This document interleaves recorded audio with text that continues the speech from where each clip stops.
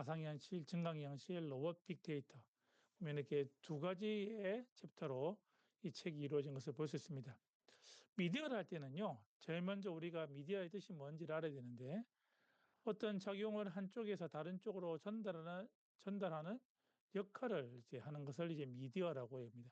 쉽게 말하면은 어떤 정보라든지 어떤 매체를 이제 다른 쪽으로 옮기는 것들을 우리가 미디어라고 이제 하는데 그 가운데는 이제 매체가 중요합니다. 보면은 서로가 서로에게 이제 감정이나 생각이나 전달하는 것들이 보면 이제 미디어를 통해서 이제 매체가 이제 전달이 되는 건데 이제 그와 같은 것들이 어떻게 지금 전달되어 고 있는지 그리고 어떻게 전달되어져 왔는지를 우리가 살펴볼 필요가 있다는 것입니다.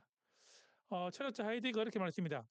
인간은 언어로 인식하고 언어로 기억하며 언어로 생각한다. 그래서 보면은 다른 말하면 언어는 존재의 집이다 해가지고 우리가 어떻게 생각하고 어떻게 표현하고 어떻게 기억하고 어떻게 생각하느냐가 보면은 이제 중요한 삶의 근거가 된다는 것입니다. 그런 의미에서 책에 보시면은 인간은 언어의 집에 산다라고 이야기하고 있습니다.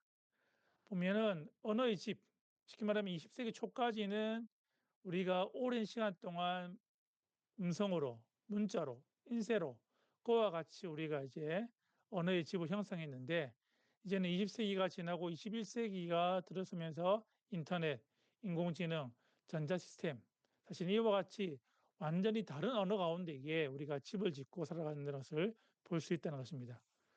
미디어의 존재는 집의 역할을 하게 되는데 보시면은 점점점 생활의 편익이라든지 인간의 생활 방식이라든지 사고와 감정에 영향을 끼친다는 것입니다.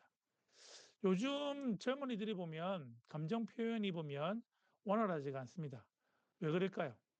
우리가 보면은 대화 가운데에 이게 얼굴이나 말로 대화하기보다는 모든 것들을 보면 이제는 전자기기로 쉽게 말하면 오늘 또 여러분들이 아마 많은 대화를 카카오톡으로 하셨을 건데 감정 전달자 역할이죠.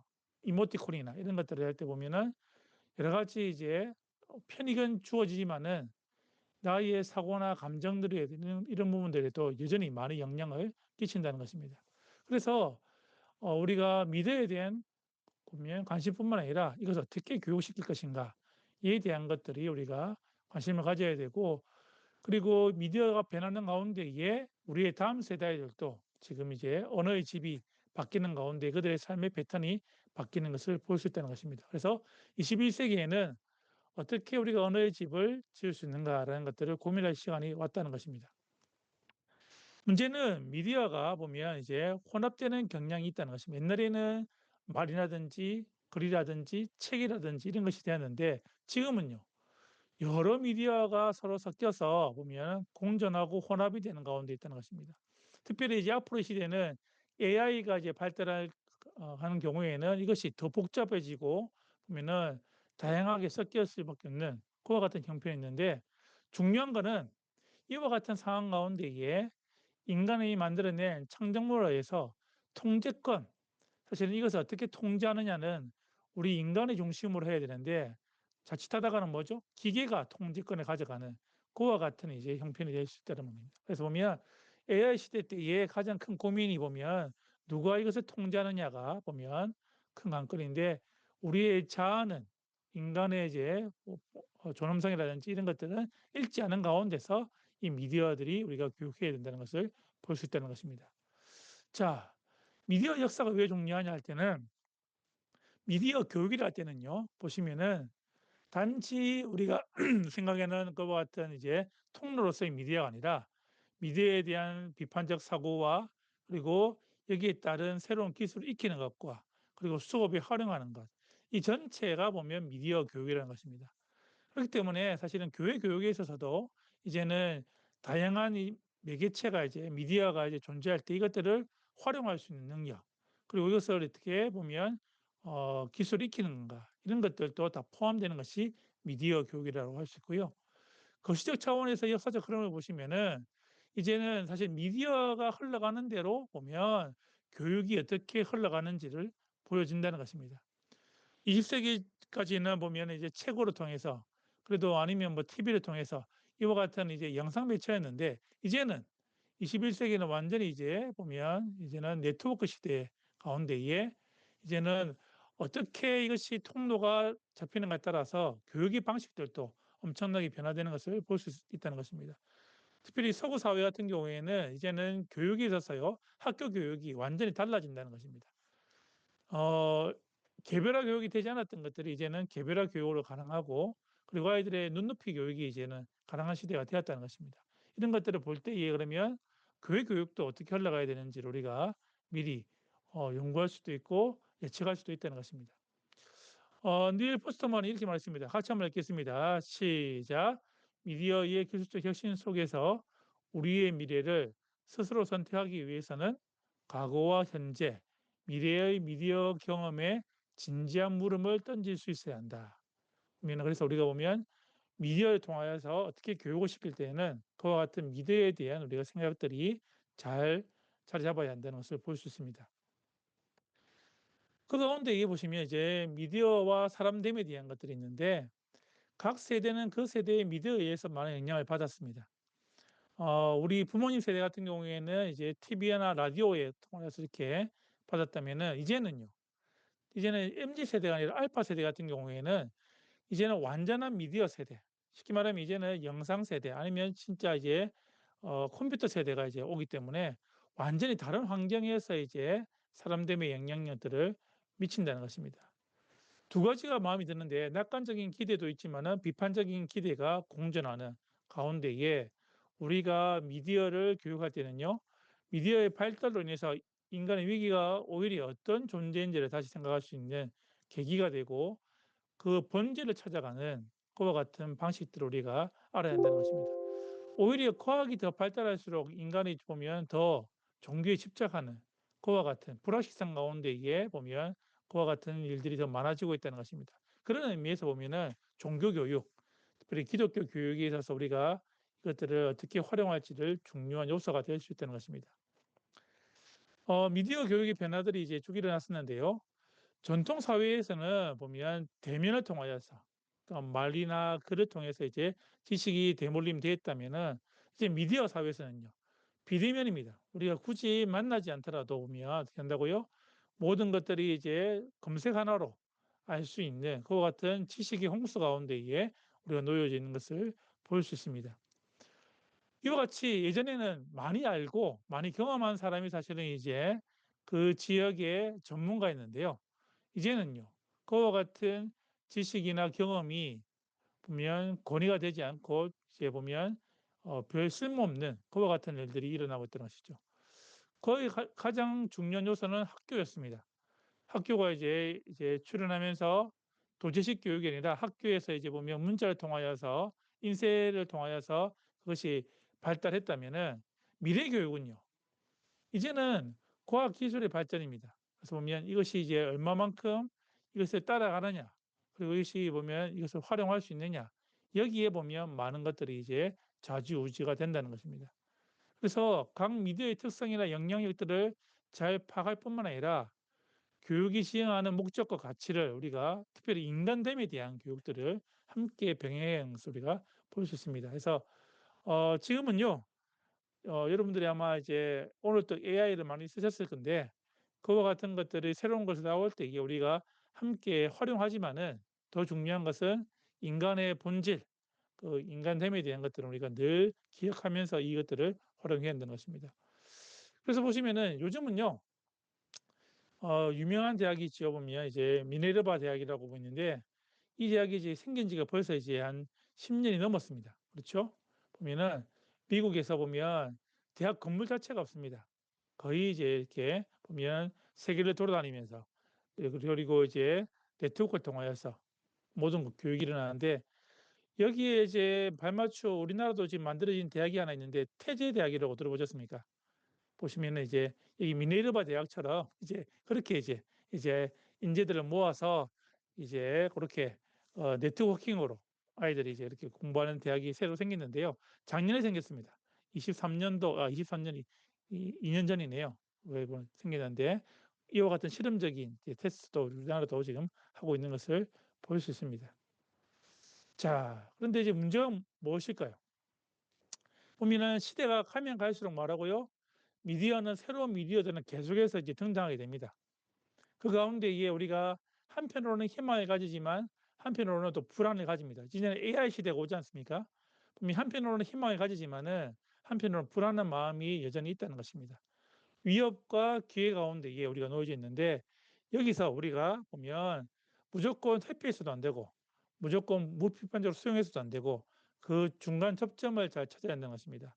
그래서 교육 현장, 지금 보면 전통 교육과 함께 초지능 사회로의 변화하는 이 지금 과도기에 놓여져 있는데 이때에 우리가 보면은 미디어 기술을 활용하여서 보면 여러 가지 문제들을 우리가 돌아볼 뿐만 아니라 해결할 수 있는 방안들을 찾아가야 한다는 것입니다. 특별히 이제 보면 문화 자본이라고 그러죠. 보면 뭐 경제력에 의해서 이것이 이제 자본이 이제 왔다 갔다 하는 경우가 많은데 이 미디어 기술을 통하여서 그것들을 약화시키고 오히려 이제 신본주의 교육들을 우리가 더 강화시킬 수 있는 그와 같은 방안들이 무엇인지를 지금 고민할 때가 됐고 여러분들이 그와 같은 고민 가운데에 교회 교육에 이걸 어떻게 접목시킬까를 우리가 연구할 필요가 있다는 것입니다. 과거의 미디어와 현재 같은 경우는 어떻게 하죠? 보시면은 과거의 교육 방식에 대한 배척이 아니라 어떻게 한다고요? 융합이 중요합니다. 구술 미디어, 문자 미디어, 디지털 미디어, 첨단 미디어 요 네 가지가 어떻게 한다고요? 같이 잘 융합시킬 수 있도록.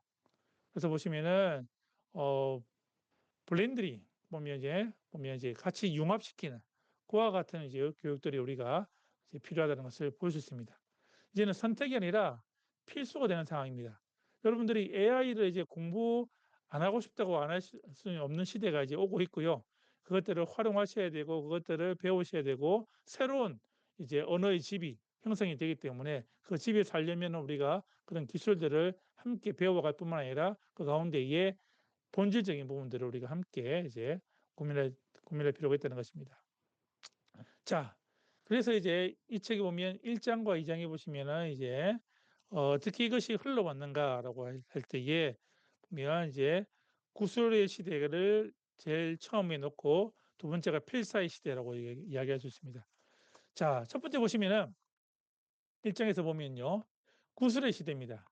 자, 교육이 언제 출발했냐라고 할 때 교육이 언제 출현했냐 할 때는 말할 수 있는 인류, 말을 통하여서 이제 구술을 통하여서 교육이 시작됐다는 것입니다.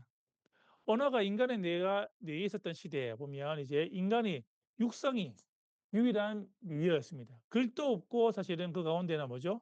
내가 말하는 이 육성이 사실은 최고의 미디어였고 이걸 통하여서 보면은 이제 모든 것이 전달됐던 시기였습니다. 그래서 육성은 매우 역동적인 힘이었고 원시 시대 이후로 된다고요. 우리가 지금까지도 어떻게 한다고요? 말을 통하여서 다양한 지혜와 지식이 전수되는 것을 볼 수 있다는 것입니다. 자, 말할 수 있는 능력과 교육의 시작은 보면 네안데르탈인 같은 경우에는 단순한 언어 소통이었는데 크로마용인은요. 다양한 음성과 함께 도구를 제작하고 우리가 잘 아는 보면 이제 옆에 사진이 있죠. 라스코 동굴 벽화처럼 보시면은 이제 종교 의식이라든지 상징이라든지 이런 것들을 이제 도구를 가지고 그림을 그렸던 그와 같은 것들이 있었다는 것입니다. 자, 하나님이 왜 말씀으로 세상을 창조하셨을까요? 아담이 제일 먼저 한 일이 무엇일까요? 보시면 어떻게 하죠? 구술의 시대. 그리고 아담이 하나님의 형상으로서 인간이 제일 먼저 한 것이 뭐죠? 동물의 이름을 지었던 것. 사실은 그와 같은 것들이 다 연결되는 것들을 우리가 볼 수 있다는 것입니다. 자, 그래서 보면 이 구술의 시대에서는요, 제일 중요한 게 뭐냐면 기억이었습니다. 말을 하는 것들에 대해서 이제 보면 어떻게 한다고요? 이것을 기억하고 이것을 암기하는 것이 중요하다는 것이죠. 언어가 내 속에 있었던 유일한 시대 가운데에 높은 기억력과 함께 뭐죠? 어떤 것을 외우려면은 리듬과 반복. 그래서 보시면은 한국의 판소리 같은 것들이나 구약 성경이라든지 보면 우리가 사실은 이제 우리는 지금 이제 한글 성경으로 우리가 구약을 하지만은 여러분들이 아마 전통 유대인들에 오시면은 대부분이 이제 보면 모세오경은 다 외웁니다. 어떻게 다 외울까요? 히브리어로 이렇게 보면 이제 이거를 마치 이제 노래처럼 해가지고 보면 이제 성경 책들을 이제 보면 이렇게 랍비들은 대부분 다 외우는 것들을 볼 수 있다는 것이죠. 구술을 통하여서 그와 같은 일들이 일어나는 것을 볼 수 있다는 것입니다. 그래서 유대인들 교육 같은 가운데에 보면 하브루타 교육이 뭐죠? 말로 계속해서 질문하고 대답하는 것들을 보면 이와 같이 여전히 구술의 시대에 가지는 장점들을 그들이 여전히 이어져 가고 있는 것을 볼 수 있습니다. 구술 소통에 역동적인 힘이 있습니다. 보면은 어떻게 할까요? 보시면은 이제 제한된 시공간과 보면 이제 촌락 가운데에 오히려 더 구술을 통하여서 청각이 발달하고 그와 같은 가운데에 예전에는 보면 뭐죠? 그 마을에 보면 족장이라든지 아니면 무당이라든지 사실은 어떤 것을 전달할 때에 신체적인 것들을 그리고 음성과 함께 제스처어들을 하면서 같이 춤을 추고 음악을 했던 그와 같이 보면 마치 말의 힘이 있었다는 것입니다. 구슬의 힘을 통하여서 보면은 그들의 이야기가 이어져 가고 있고 그리고 이어져 왔고 그리고 그것이 다시금 다음 세대로 전달되는 것들을 보게 되는 것입니다. 그래서 사실은 요때는 제일 중요한 게 뭐냐면 신화입니다, 신화. 인간과 자연이 된다고요 보면은 이제 보면 자연에서 일어나는 현상들 그것이 경이로운 가운데에 보면은 어떻게 해석되어져야 될까 할 때에 이야기를 만들어내는 것이죠. 그 가운데에 신화가 형성이 되고 그것이 구술을 통하여서 보면은 이제 이어져 가는 그리고 전달되어져 가는 그와 같은 것들이 있다는 것입니다. 그래서 구술의 시대 같은 경우에는 이와 같이 말의 힘 것이 보면 전달되는 다음 세대로 전달되는 중요한 미디어로서의 작용을 한 것을 볼 수 있습니다. 어 사실은 이제 보면 성경도 그렇죠. 보면 이제 이와 같이 구술의 시대에서 보면 신화의 전통들이 계속해서 전수가 되는 것들을 우리가 볼 수 있습니다. 그래서 현대 사회에서도 우리가 생각할 때는 이 구술의 시대, 구술의 그 역할들을 우리가 한번 고민할 필요가 있다는 것입니다. 두 번째 시대는요. 필사와 문자 시대입니다.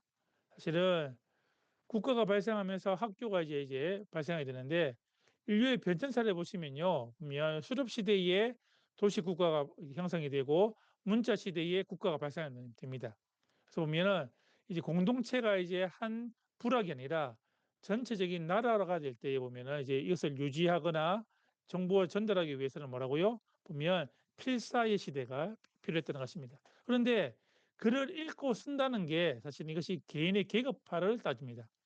예전에는 뭐죠? 모든 사람이 글을 읽을 수 있는 시대가 아니었습니다. 불과 우리나라도 한 200년 전만 하더라도 될까요?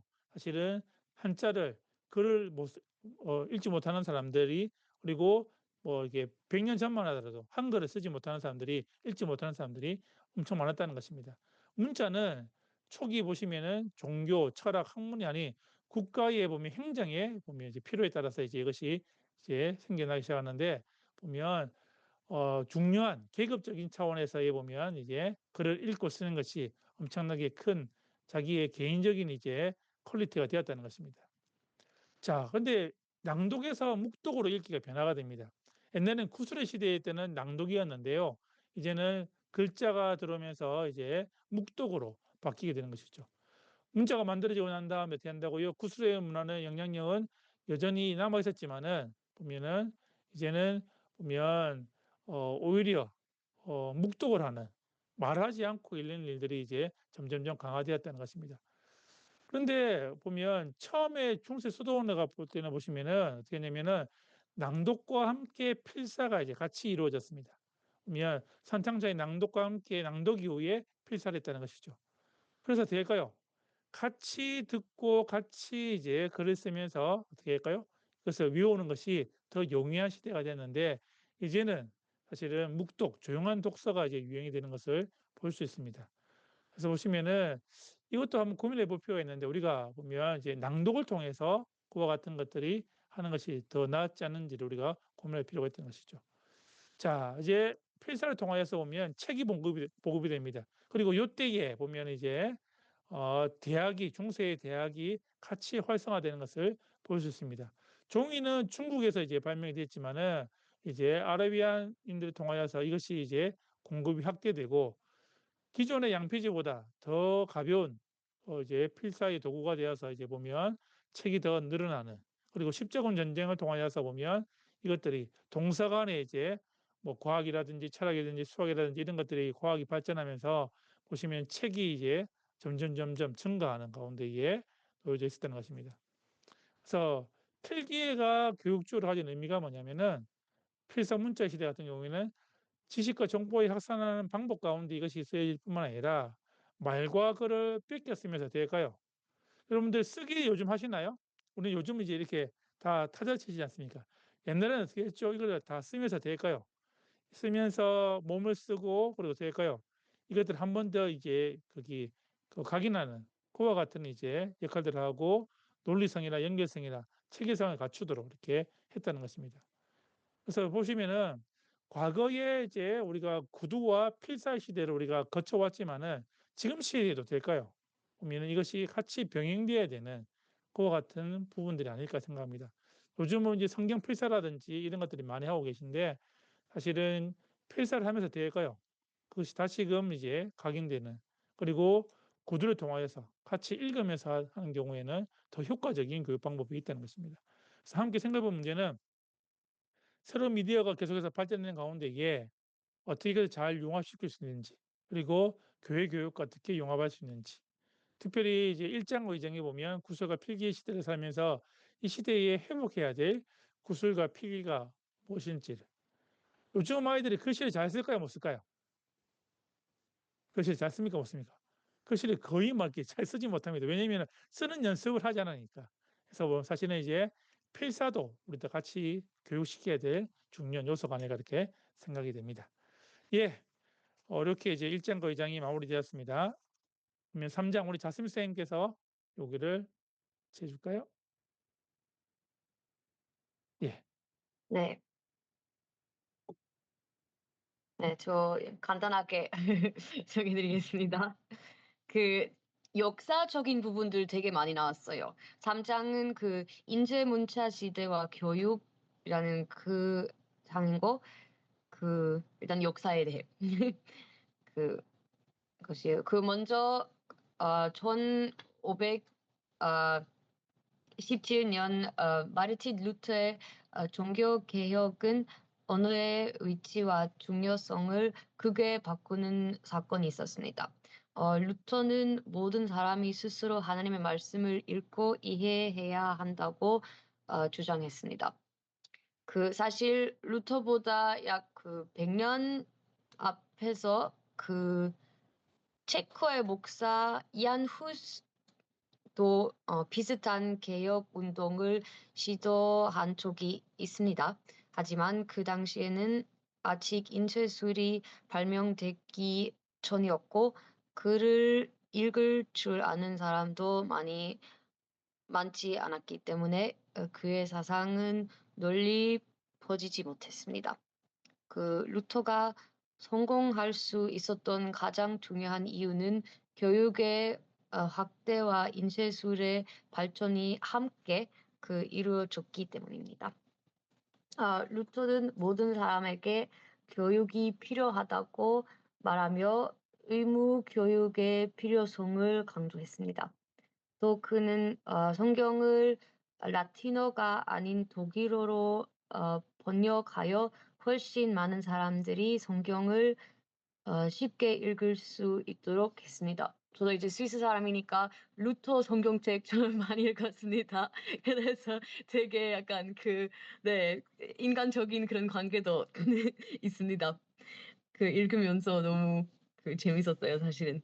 네, 인쇄술 덕분에 과거에는 너무 비싸서 소수의 사람만 가질 수 있었던 책이 일반 사람들에게까지 널리 퍼지기 시작했고, 이는 문해율을 크게 높이는 결과로 이어졌습니다.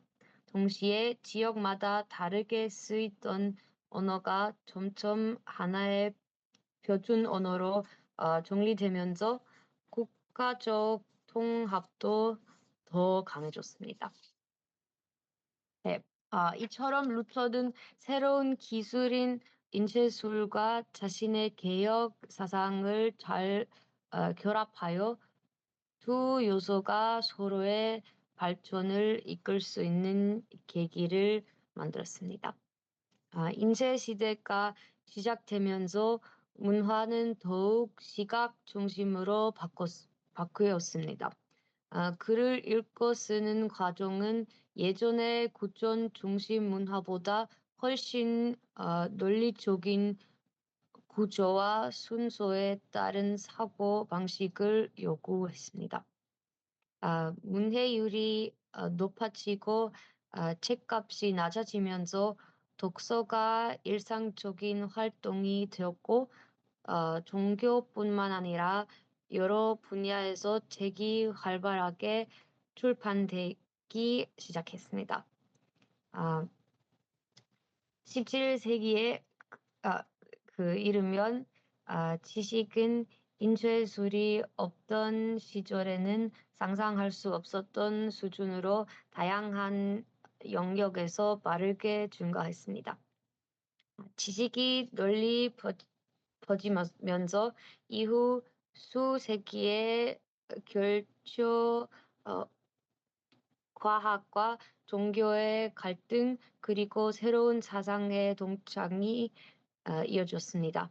또한 문서로 작성된 계약이 말로 한 약속보다 더 강한 힘을 갖게 되면서 사회의 구조도 크게 변화해졌습니다. 이러한 변화는 사람들이 더 분석적이고 합리적인 사고를 할 수 있는 계몽된 시민을 성장하는 데 큰 영향을 줬습니다. 결론적으로 인쇄술은 세계를 근본적으로 변화시켰고 언어의 표준화는 국가 내부뿐 아니라 국가 간의 권력 구조와 관계가 새롭게 재편되는 중요한 계기가 되었습니다. 네, 그거는 예, 상장입니다. 감사합니다. 예, 수고하셨습니다. 그래서 인쇄 문자 시대가 이제 이렇게 보면 이제 다시 오면서 이제는 앞의 시대, 구슬과 필사가 아니라 이제 체계 시대로 넘어간 것을 우리가 볼 수 있습니다. 예, 다음이 누구시죠? 네, 저입니다, 교수님. 예, 예. 자료를 예, 이렇게 저, 공유해서 하시면 됩니다. 제가 공유 드릴까요? 자료를 공유할까요? 예, 공유해 주시면 감사하겠습니다. 제가 죄송합니다. 제가 하겠습니다. 지금 알겠습니다. 휴대폰이어가지고, 예. 네, 알겠습니다. 제가 공유할게요. 네. 발표하십시오. 예, 저는 4장 전자시대와 교육, 그리고 5장 그 디지털 시대와 교육해서 이 2장 요약하여서 발표하도록 하겠습니다. 첫 번째로 그 공간의 왜곡과 인간성 관계의 변화라고 해서 첫 장인데요. 전자미디어의 등장으로써 공간 개념이 변화되었다는 것이 이 장에서 가장 크게 나온 중요한 내용으로 다뤄지고 있습니다. 1844년 전신의 등장으로 인해서 정보 전달 방식에 전송의 개념이 생겼다라는 것이 가장 큽니다. 책에 보면 인쇄 시대까지 정보라고 하는 것이 인간의 신체 그리고 말과 같은 동물 그리고 바퀴 달린 운송 수단의 힘에 의해서 확장되었는데 이 전신이라고 하는 것, 즉 문자나 숫자를 전기 신호로 바꾸어서 전파나 전류로 보내는 이 통신 개념이 생기게 되면서 물리적인 공간의 한계를 뛰어넘는 정보가 즉각적으로 그리고 동시에 전달되는 그런 상황들이 생기게 됐습니다. 그래서 인쇄시대 이전까지의 정보는 이런 상황에 의해서 확정되었었는데 전화나 라디오, 텔레비전 같은 청각과 청각 중심의 미디어로 구술 문화를 되살리게 되었다라는 것이죠. 즉 그전에 이제 말씀하셨던 인쇄의 개념에서는 글이라고 하는 것이 정보를 전달하는 방식이었는데 이제 전신이 생겨나면서 전화나 라디오, 텔레비전 같은 이제 말 문화로 바뀌게 되었다라는 것이고요. 그것을 통해서 멀리 있는 사람들과 즉각 연결하는 것과 동시에 근거리의 공동체적 관계 지역의 정체성이 약화되었다라고 되어 있습니다. 그래서 공동체 해체 이후에 관계 회복은 교육의 과제로 남아 있다라고 저자는 말하고 있습니다. 두 번째로 넘어가면 살아난 부수성과 소음 시대의 시작이라고 되어 있는데요. 라디오라고 하는 것이 생기게 되면서 인쇄 시대의 이제 묵동 문화를 무너뜨리고 끊임없이 소리를 생산해내는 시대가 열렸다라고 되어 있습니다. 그래서 라디오가 계속해서 소리를 계속하여 생산하고 또 그것이 퍼지게 되면서 빠르게 확산되는 정보의 능력은 있지만 말의 깊이라고 하는 것이 약화되었다라고 말하고 있습니다. 막스 피카르트는 라디오와 TV의 언어를 침묵 없이 생성되는 소음이라고 평가했고, 전자미디어는 말의 양은 증가시켰지만 질은 떨어뜨리는 현상을 낳게 되었다라고 평가됩니다. 세 번째로 대중미디어와 포스트 모던 교육입니다. 대중매체는 사람들의 즉각적인 관심을 자극하여서 뉴스를 소비 대상으로 만들게 되었습니다. 라디오와 같은 전파 시대가 시작되면서 말의 깊이가 약화되었다라고 되었고, 또 말의 양이 증가되었다라고 하는데, 라디오를 통해서 계속하여 흘러나오는 정보들이 많아졌고, 이것들이 사람들의 이목을 끄는데 집중하게 되었다라는 이야기입니다. 그래서 텔레비전과 이미지의 강화를 통해서 현실과 가상의 참과 거짓의 경계를 무너뜨렸고, 탈중심성과 다원성을 확산시켰다라고 평가되고 있습니다. 그리고 포스트 모던 교육의 영향으로 창의적이고 정의적 영역이 강조되었다라고 합니다. 마지막으로 영상 매체의 발달과 교육 활동입니다. 사진에서 영화로, 또 영화에서 텔레비전으로 이어지는 시각 중심으로 미디어가 발달했다라고 하는 것입니다. 소리에서 이제는 영상까지 함께 보여지게 되는 미디어로 발달되었고, 영화라는 다감각적 매체로 교육적 활용 가치가 높아졌다라고 합니다. 그런데 이런 영상에는 장점과 단점이 존재하게 되는데, 직관적인 구성적 이미지로 학습자의 몰입과 문제의식을 불러일으키고, 또 생생한 미디어 자료를 사용함으로써 직접 경험에 가까운 이해를 제공한다는 장점이 있는 반면에, 단순한 영상이나 이런 매체들이 감상용으로 전락할 가능성이 있고, 또 미디어 자료의 해석의 다양성으로 인해서 혼란을 야기할 수 있다라는 것과, 또 상업성 대중성이 학습 목표를 왜곡할 위험이 있다라고 해서 이렇게 평가하고 있습니다. 5장 디지털 시대의 교육입니다. 첫 번째로 개인의 확장과 교육 목적의 약화라고 잡아봤는데요. 디지털 기술의 발달로 인해서 개인을 능동적 의사소통의 주체로 변화시켰습니다. 앞장에서 저희가 말씀했던 어떤 그 전신이 생겨나면서 한쪽에서 일방적으로 소리를 만들어내고, 또 라디오나 또 미디어를 통해서 일방적인 어 지식 전달과 정보 전달이 되었다라고 한다면, 5장 디지털 시대에서는 이제 서로 이제 생산자와 수용자의 구분이 사라지는 상황이 생겼다라고 말하고 있습니다.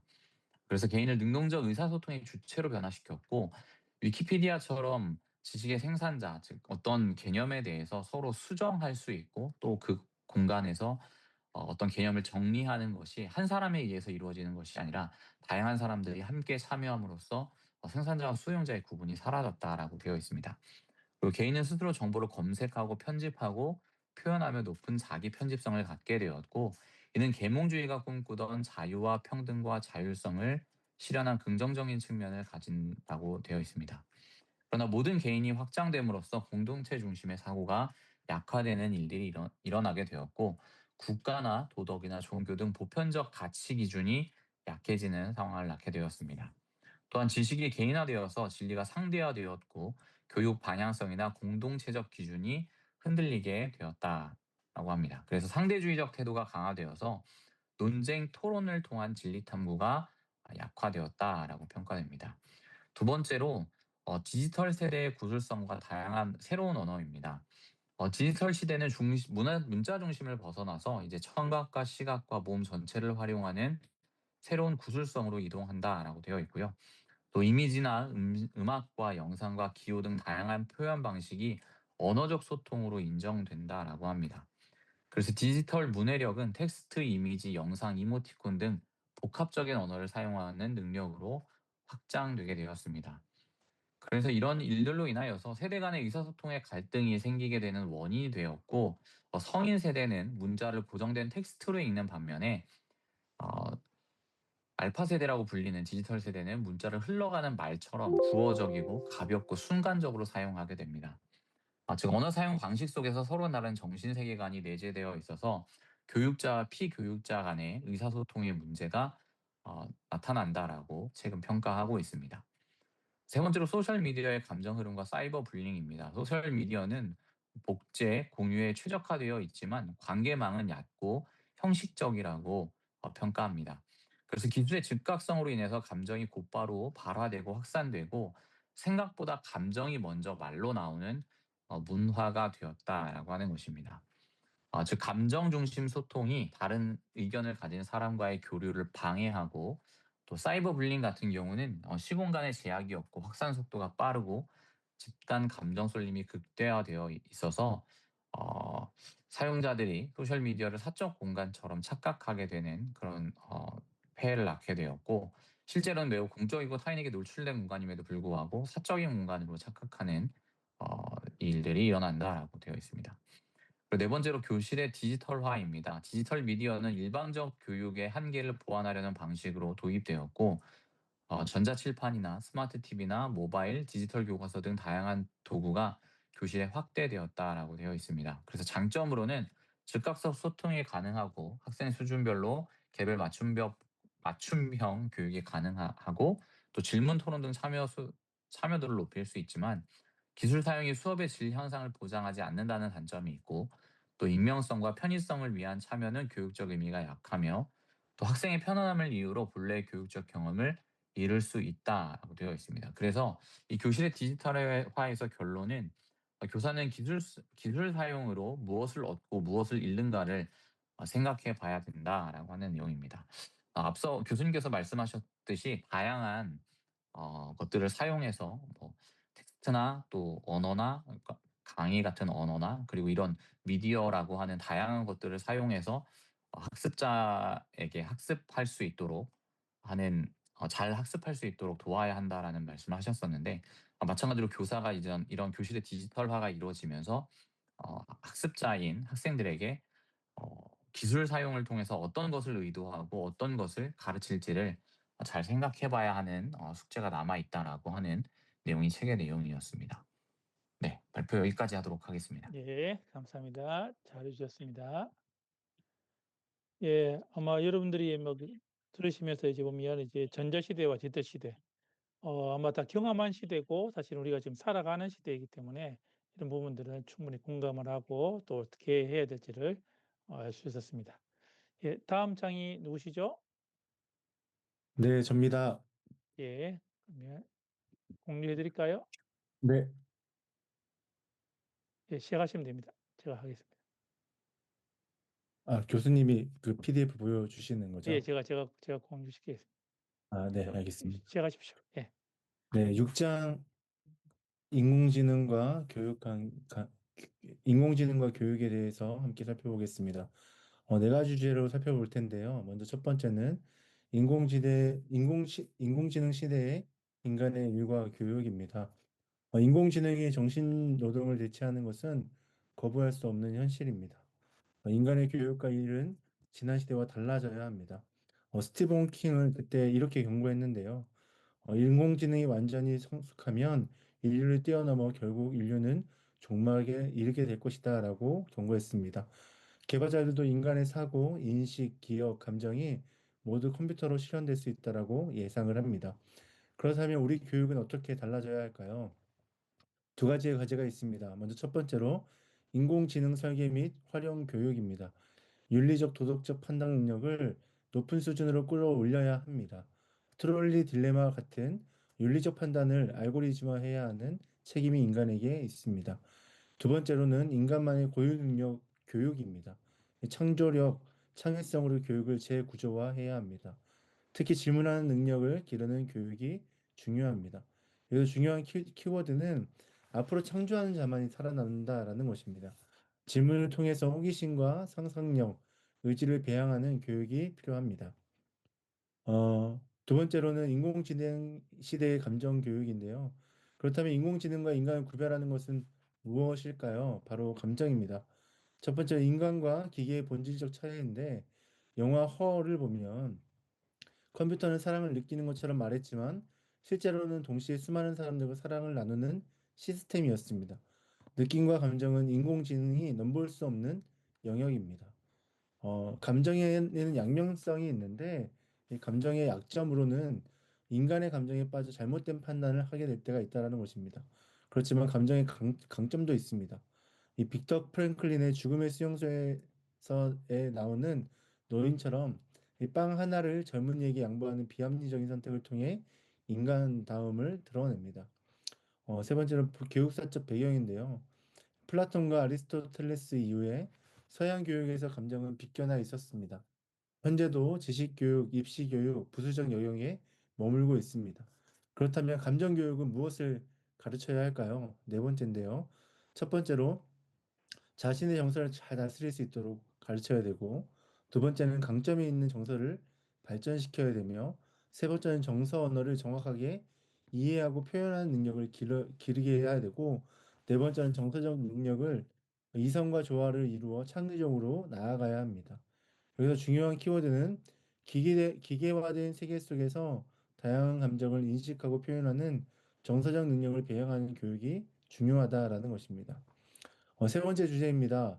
인공지능 시대의 직관 교육인데, 직관은 무엇이며 왜 중요할까요?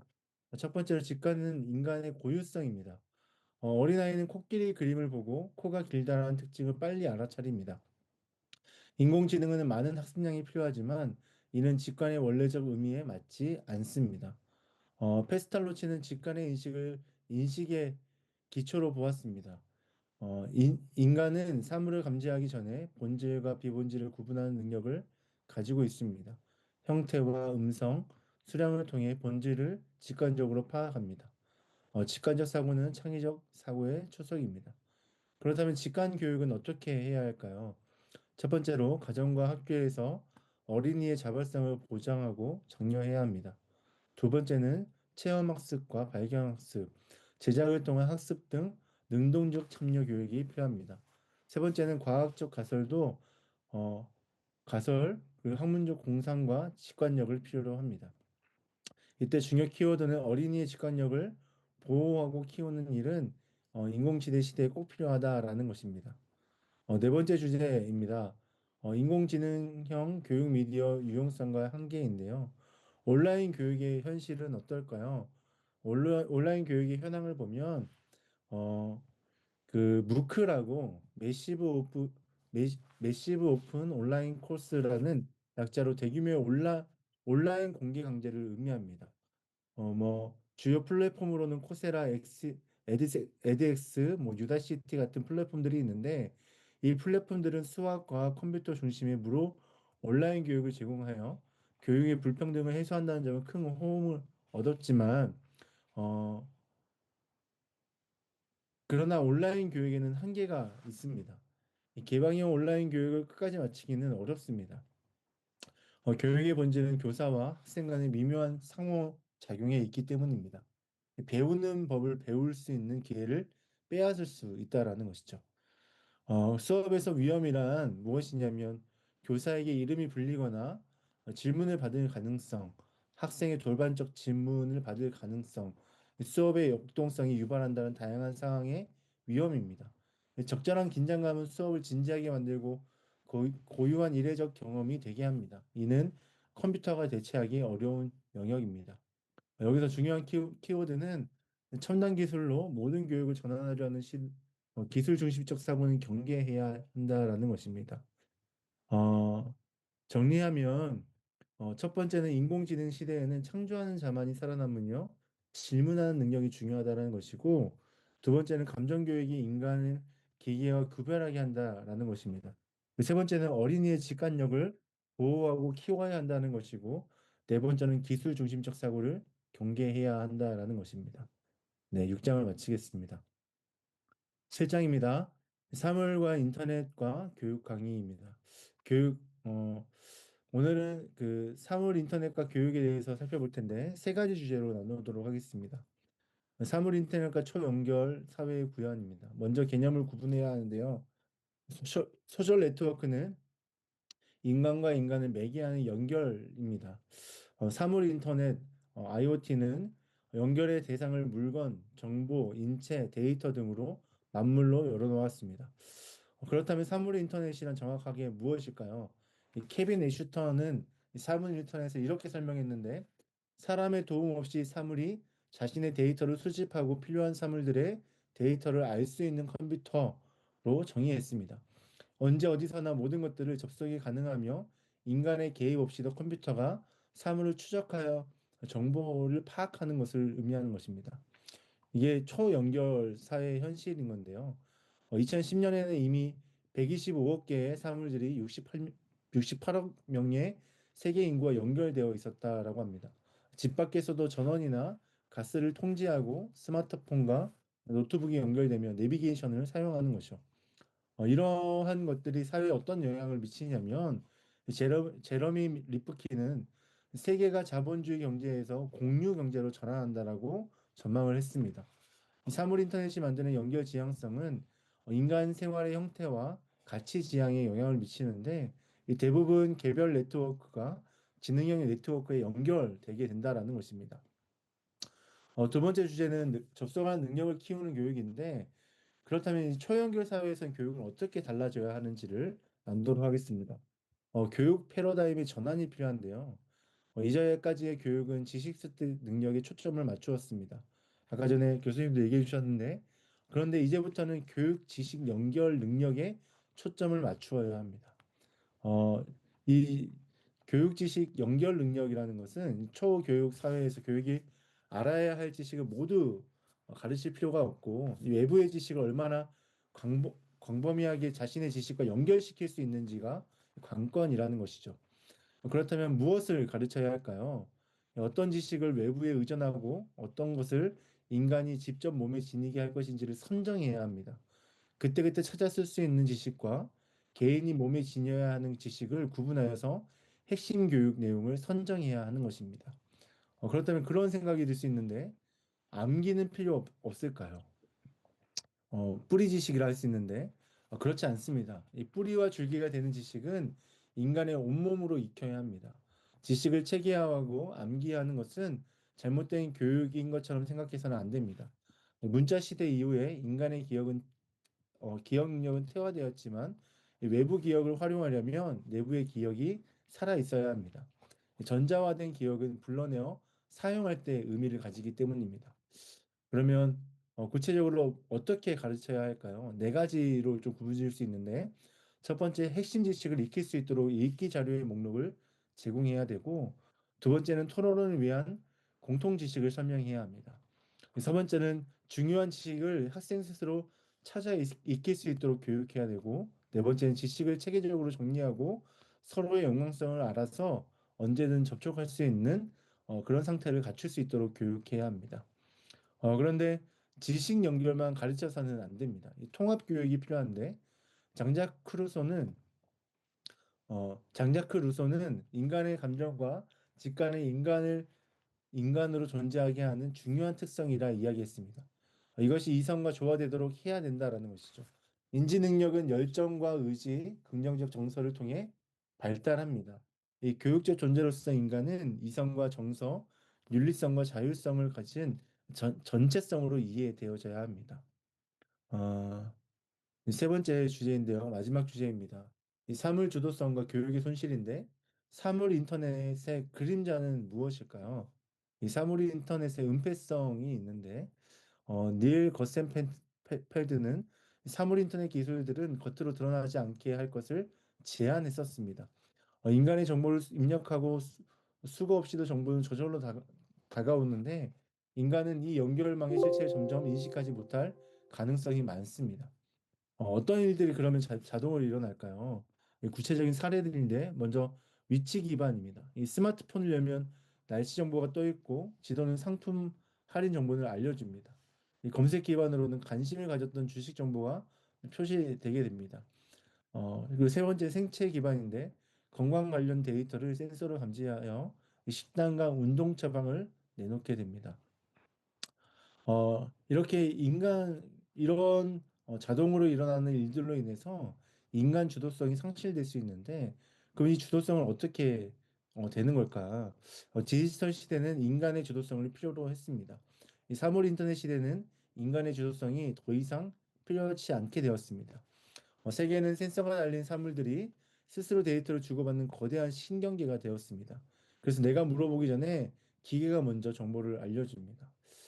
그래서 사물 인터넷과 인공지능이 만든 첨단 미디어 속에서 인간이 이제 궁금한 것을 찾아가는 과정이 점점 생략되어지고 있습니다. 이 부분이 이제 중요하게 우리가 기억해야 될 부분인데, 그러면 이것이 교육에 어떤 문제를 일으키게 되냐면, 이 교육적 우려와 손실이 네 가지로 살펴볼 수 있는데, 먼저 첫 번째는 호기심과 발달 환경의 상실이 일어납니다. 이 사물의 적극성은 아이들의 호기심이 이 숙성하고 싹틀 여건을 없애버리는 것입니다. 두 번째는 질문 능력이 퇴화되어집니다. 이 묻고 답할 필요가 없어지기 때문에 퇴화되는 것이죠. 과거처럼 많은 것을 기억하거나 생각할 필요가 없어지면서 동시에 묻고 답할 필요도 사라지고 있습니다. 이 세 번째로는 이 주도권이 이양되어집니다. 연결에 한 번만 동의한다면 이제 주도권은 사물에게로 넘어가게 됩니다.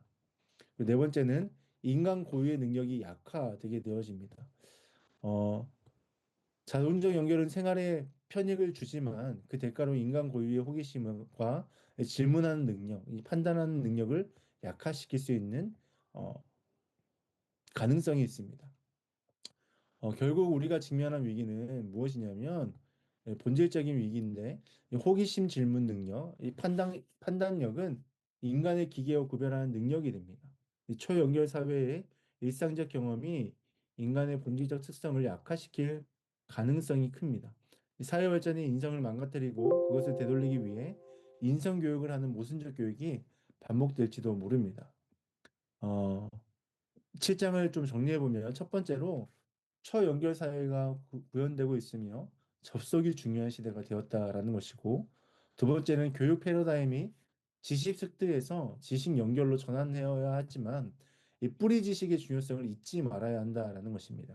그리고 마지막 세 번째로 이 사물 주도성이 인간의 호기심, 질문 능력, 판단력을 약화시킬 수 있음을 경계하고 우리가 이 부분들을 어, 어, 주의해서 이 부분 잘 활용해야 될 것입니다. 네, 이상입니다. 예, 잘 요약하셨습니다. 보시면 이제 우리가 지금 이제 인공지능 시대와 사물 인터넷이 이제는 활용도가 점점 높아지는 시기 가운데에 어떻게 해서 이거를 바라봐야 되고 또 어떻게 아이들에게 교육을 해야 될지에 대해서 이렇게 잘 요약하였습니다. 예, 이제는 우리가 우리 김상경 목사님, 예, 그러면 수정보 이제 제가 띄울게요. 수정보를 띄우겠습니다.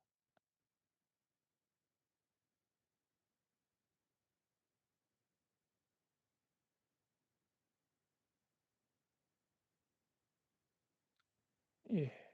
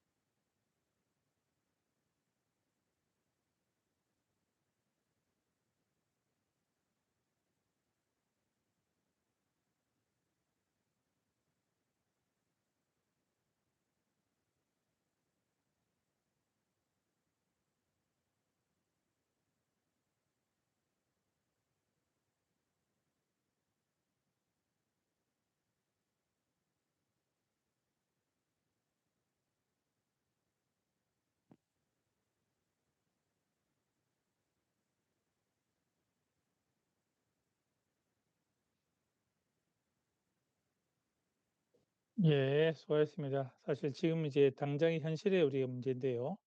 그러면 이제 가상현실, 메타버스가 사실은 이제 한때 참 유행할 거라 생각했는데 주춤하는 것들을 볼 수 있는데요. 저희들도 이제 한 섹터를 만들려고 하니까 한 섹터를 만드는데 한 3천만 원이 들어가더라고요. 그래서 근데 지금 이제 예상하기로는 메타버스로 이제 간다라고 생각합니다.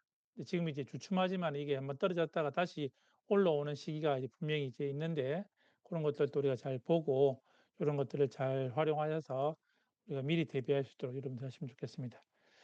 예, 이제 마지막 장입니다. 우리 김종규 목사님 이제 마지막 장 이렇게 해서 저희가 그러면 진행하도록 하겠습니다. 예, 제가 띄워드릴게요. 시작하시면 됩니다.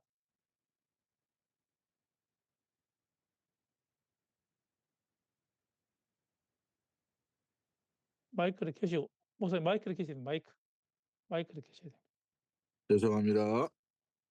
빅데이터와 교육에서 전숙격 교수는 빅데이터가 교육의 효율성이라는 거대한 잠재력을 지닌 동시에 교육의 본질적 가치를 심각하게 훼손할 수 있다는 양면성을 집중적으로 분석하고 있습니다. 빅데이터의 본질, 메가가스로서의 데이터와 감시 사회. 먼저 저자는 빅데이터를 애초에 어떤 목적을 갖고 수집한 데이터가 아닌 목적 없이 쌓이는 데이터로 정의합니다. 브루스 슈나이어의 비유를 인용하여 이를 환경 오염을 일으키는 배기가스에 비유합니다. 현대인들은 스마트폰과 컴퓨터를 사용하여 자신의 모든 행적, 생각, 심지어 위치 정보와 같은 메타데이터까지 끊임없이 생산합니다. 과거에는 폐기되었을 이 데이터들이 이제는 영구 저장되면서 저자는 우리가 개인의 프라이버시가 존중받기 어려운 대규모 감시 사회로 나아가고 있음을 경고합니다. 그래서 이 교육 위기가 있는데 실수할 권리의 상실까지 이야기하게 됩니다. 교육적 관심에서 저자가 제기하는 첫 번째 심각한 문제는 실수와 시행착오를 통해 성장의 기회가 상실된다는 점입니다. 영구적 기록, 과거의 세대가 젊은 시절의 무모한 실수와 비규범적 행동을 딛고 성장할 수 있었다면 지금의 세대는 엉뚱한 호기심의 흔적마저 데이터로 영구히 남아 추적당합니다. 자연주의의 교육의 위배도 일어났는데 이는 루소가 주장하듯이 어린이가 잘못된 행동의 결과로 스스로 깨닫고 성장하게 하는 자연주의 교육의 원리와 정면으로 배치되게 됩니다. 그로 인하여서 프라이버시가 포기되어가는 사건들, 이 일들이 일어나는데 우리는 편의를 위해 앱이나 포털을 쉽게 개인 정보를 공유하며 제공하며 스스로 빅데이터 생산자의 일원이 되어 이러한 실수할 수 있는 자유를 축소시키고 있습니다. 또한 교육적 위기 두 번째로 페놉티콘 교실의 행위의 축소가 있습니다. 두 번째이자 핵심적인 위기는 감시로 인한 교육 활동의 위축입니다. 페노티코 효과가 뭐냐면 교사가 학생이나 자신이 통제 대상이라는 점, 마치 죄수를 감시하려는 페노티코처럼 인식하는 것만으로도 개인의 행위가 위축됩니다. 교실 분위기에 파괴가 일어나는데 인공지능형 스마트 교실이 보고서 수정 횟수, 학생의 집중도까지 기록한다면 교사와 학생 모두 도발적 질문이나 모험을 꺼리는 수능적인 태도를 갖게 될 것입니다. 창조적인 인간을 양육할 수 없다라는 말을 하고 있죠. 교육의 본질을 또 훼손할 수 있는데 오토볼로가 강조했듯이 수업은 생기가 있고 즐거워야 하며 자아가 위축되지 않아야 합니다. 그러나 감시는 인간의 존엄성을 침해하고 자아를 위협하여 개방성과 열린 토론이 필수적인 교실의 분위기를 망칠 수 있게 됩니다. 그래서 이 저자의 제언이 뭐냐면 효율성을 위한 통제가 아닌 자율성을 위한 설계를 가지자라는 것을 주장합니다. 전숙경 교수는 데이터가 인간의 생활 습관을 성찰하게 돕는 긍정적인 교육적 가치, 웰리스 앱을 인정합니다. 하지만 이러한 역기능적인 을 최소화하고 순기능을 살기 위해 다음과 같은 여러 가지 원칙들을 제시합니다. 첫 번째가 교사의 자율성을 확보해야 합니다. 시스템 설계 단계부터 교사가 교육을 통제하는 것이 아니라 교사가 시스템을 통제할 수 있도록 유연하게 설계되어야 합니다. 즉 교사가 교과와 학생 특성에 맞게 미디어를 변경하고 조정할 수 있어야 합니다. 두 번째가 민주적 도입과 투명성을 가져야 되는데 학교 현장에 첨단 미디어를 도입할 때에 어떤 데이터가 수집되고 활용되는지 부작용은 무엇인지 투명하게 공개하고 민주적 방식으로 결정해야 합니다. 세 번째, 최소한의 데이터 원칙을 가져야 합니다. 불필요한 공포심을 조장하지 않도록 데이터는 최소한으로 수집하고 일정 기간만 저장하는 등 범위와 기간에 대한 사회적 논의가 필요하게 됩니다. 결론적으로 더 많은 데이터가 더 좋은 교육은 아니라라고 얘기합니다. 핵심 주장은 데이터가 많이 수집될수록 좋은 교육이 이루어지는 것이 아니라는 것을 강조하고 교육의 진정한 목표는 데이터 기반의 효율적 관리가 아니라 교사와 학생의 내면 동기와 자율성을 끌어올리는 데 있습니다. 따라서 우리가 가질 수 있는 교육적인 방향들은 데이터 활용과 효율성 그리고 교육 활동의 필수적인 프라이버시와 및 자율성 보장 사이에서 균형을 맞추라는 비판적 성찰과 노력이 절실히 필요하게 됩니다. 함께 고민해야 될 부분들은 이 빅데이터 특정 가능 행동들이 우리가 있을 수 있는데 여기에서 영적인 부분, 신학적인 부분들을 어떻게 다뤄야 될지 이 데이터가 감당하지 못하는 그 부분들을 어떻게 우리가 다뤄야 될지에 대한 대안들 생각해 봐야 될 것 같고 빅데이터는 인간 내면의 개인적인 영역인 프라이버시를 침범할 수 있는 가능성에 대한 어떤 구체적인 보완을 구축할 것인가, 사회적인 합의는 어떻게 해야 될 것인가, 교사의 역량에만 맡길 것인가 이런 여러 가지 질문들을 해보게 되었고요. 또 이 공부 이렇게 읽으면서 느낀 게 뭐냐면 이 아이들이나 또 이 청소년기에 실수로 뭐 이렇게 뭐 엄난 사이트를 뭐 접근했다든지 이런 과정이 있지 않습니까? 이와 같은 것 가운데에서 호기심 가운데 있을 때에 이 부분에 대해서 기록에 남는 부분이 어떻게까지 이게 프라이버시가 보장이 될 수 있는지 또 사회적으로 어떻게 나아갈 수 있는지 또 한 예로 이제 학교 폭력 피해자가 있는데 가해자에게는 분명한 이제 책임이 묻고 뭔가 사회적인 조치가 필요하겠지만 이 피해자에게 오히려 더 이 데이터 기록이 더 피해가 간다라는 인식이 될 수가 있습니다. 영화에서도 하나 나온 것 같은데 이 부분이 계속 따라다니면 옮겨갈 때마다 아니면 사회나 사회의 한 학년이 올라가면 갈수록 아니면 중학교에서 고등학교로 올라간다 이러면은 그 기록도 어떻게 관리되고 있는지 교사가 볼 때 교사로서 비밀 기능이 될 수 있는지 이런 부분도 우리가 고민해 봐야 될 문제인 것 같습니다. 이상입니다. 예. 수고하셨습니다. 사실은 이제 빅데이터 같은 경우에 오늘 하루도 여러분들이 검색했던 모든 단어들이나 뭐 보았던 사이트들이나 이런 게 다 이제 빅데이터에 다 들어가게 되는데요. 사실은 미디어 교육이라는 것이 우리가 생각할 때 단지 이렇게 아이들에게 우리가 뭐 어떤 미디어를 보고 그런 차원이 아니라 우리의 삶의 전반적인 영역.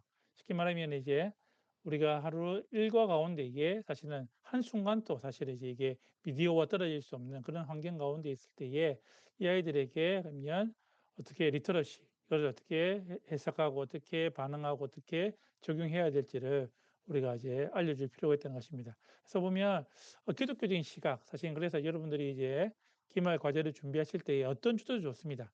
뭐 예를 들면 AI를 가지고 이제 목회적인 적용도 하실 수도 있고 그런 것들에 대해서 여러분들이 미디어, 오늘 말했던 우리가 보면 다양한 이제 미디어들이 있는데 이런 것들을 어떻게 기독교 교육과 연결할 수 있는지 아니면 오늘 여러분 살펴본들을 구두라든지 문자라든지 이런 교육들이 그러면 다시금 어떻게 또 이거를 활성화시킬 수 있는지 그런 것들 다양하게 여러분들이 보시고 필요에 따라서 준비하시면 되시겠습니다. 예, 다음 주는 이제 조금 더 실제적인 책입니다. 이 책을 보면 이제 다음 주 자순 선생님께서 이제 여기 이집트에 갔다 오셔야 돼 가지고 1 장은 이제 갔다 와서 페이퍼를 내시기로 했고요. 2 장과 3장 두 분인데 2 장과 3장 이제 한 25 분이나 30분 정도 이렇게 해서 여기 보시면은 이제 다양한 방법들이 나오거든요. 그 방법들을 간략하게 요약을 하시고 이것들을 어떻게 활용하실 수 있는지 뭐 이렇게 보면 교육 쪽이라든지 이렇게 해서 유학을 하셔도 좋고 아니면 유학을 한 걸 가지고 교회 교육적으로 어떻게 활용할 수 있는지에 대해서 이렇게 얘기하시면은 이 책을 또 읽으시면은 또 이렇게 우리가 또 실제적인 현장에서 또 활용할 것들을 우리가 들여다볼 수 있기 때문에 여러분들이 잘 준비하시면 되겠습니다. 오늘은 이 책으로 여러분들에게 짧은 책이지만 사실은 요약하신 것들을 보시면은 미디어가 어떻게 쭉 흘러가고 있고 지금 우리 상황에서 어떻게 이거를 바라봐야 될지 이분을 저는 만나보지는 못했지만 이분이 책이 보면 깔끔하게 잘 정리되어 있습니다. 한번 안 읽은 문장이 있다면 한번 읽으셔서 이렇게 정리하시는 것도 좋겠다 보셨습니다. 예, 수고하셨고요. 우리 이창홍 목사님 오늘 기도해 주시고 예, 마치도록 하겠습니다. 거룩하신 우리 하나님 아버지 감사합니다. 우리 하나님께서 주신 지혜로 하나님 아버지 공부하게 하시고 또 오늘 늦은 시간까지 하나님 앞에서 수고하게 하시니 감사합니다. 함께 공부한 모든 내용들 주님께서 기억하게 하여 주시고 우리에게 지혜 주셔서 변화하는 아버지 커뮤니케이션 소통에 그리고 또 문제 가운데에서 어떤 것들을 사용하여서 다음 세대를 하나님의 말씀으로 잘 양육할 것인가 고민할 수 있는 우리 모두가 될 수 있도록 아버지께서 인도하여 주시옵소서. 교수님에게 늘 강건함과 힘을 더하여 주시고 공부한 모든 내용들 하나님께서 우리에게 잘 습득하고 또 이것을 잘 사역에 적용할 수 있도록 주님께서 지혜 주시옵소서. 모든 말씀 예수님 이름으로 기도합니다. 아멘. 아멘. 예, 수고하셨습니다. 다음 주에 또 감사합니다. 뵙겠습니다. 네. 예,